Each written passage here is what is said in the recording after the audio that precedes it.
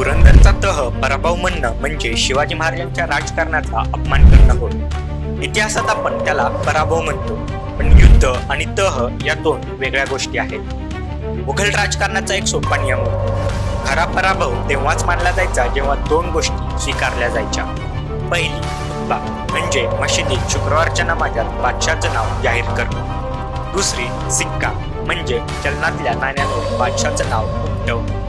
याचा अर्थ एकच, या भूमीवर बादशाची सत्ता मान्य करणे. पण पुरंदरच्या तहात ही अटच नव्हती. 23 किल्ले गेले, मनसब स्वीकारली, हे खरं आहे, पण हा तह झाला नसता तर स्वराज्याचं अस्तित्व धोक्यात आलं असतं.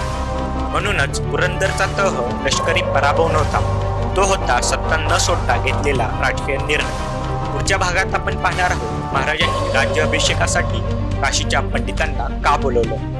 त्यासाठी फॉलो करायला विसरू नका आमच्या स्वराज्य निर्णयांचा प्रवास या सिरीजला.